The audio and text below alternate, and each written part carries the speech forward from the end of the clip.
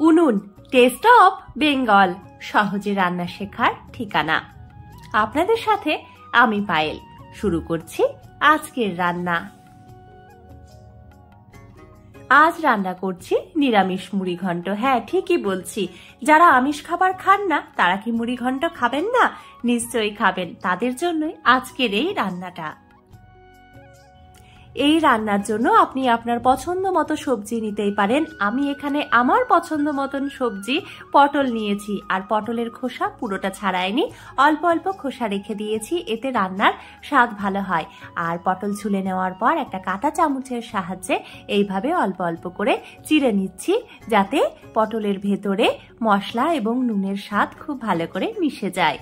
পটল ছাড়ানো হয়ে গেলে ধুয়ে নিয়েছি, আর তারপর আমি একটা পাত্রে বা কড়াইতে তেল গরম করে পটলগুলো নুন দিয়ে ভেজে নিচ্ছি।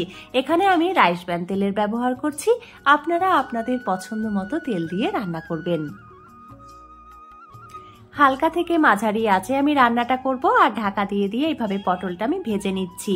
ভাজার সময়ই পটল প্রায় 80% মতন সেদ্ধ হয়ে যাবে, এইরকম ভাবে আমি ভাজবো। আঁচ বাড়িয়ে ভাজলে কিন্তু পটলের ভেতরে কাঁচা ভাব বজায় থাকবে এবং পটলের উপরের ভাগ অনেকটাই পুড়ে যাবে, তাই আঁচ কমিয়েই পটলটা ভেজে নেবেন।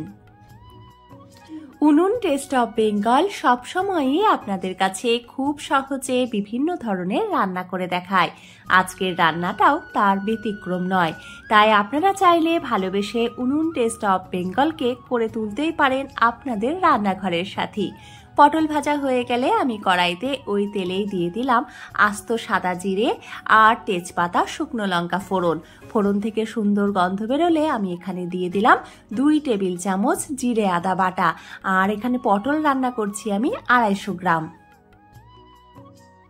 পরিমাণ মতো নুন, হলুদ আর 1 চা চামচ ঝাল লঙ্কার গুঁড়ো এবং তার সাথে চিড়ে রাখা কাঁচা লঙ্কা দিয়ে মশলা কষিয়ে নিচ্ছি যতক্ষণ না মশলা থেকে তেল ছেড়ে আসছে।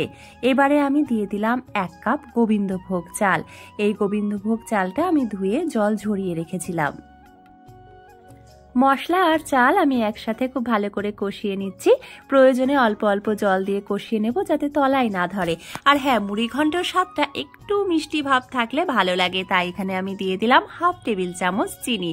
আপনারা দেখতেই পাচ্ছেন যে চাল আর মশলা কষানোর সময়ও কিন্তু তেল ছেড়ে এসেছে, অর্থাৎ খুব ভালো করে মশলা তো কষানো হয়েই গেছে এবং চালটাও প্রায় সেদ্ধ হয়ে এসেছে। এবারে আমি ভেজে রাখা পটল দিয়ে দিলাম, আর পুরোপুরি সেদ্ধর জন্য দিয়ে দিলাম জল।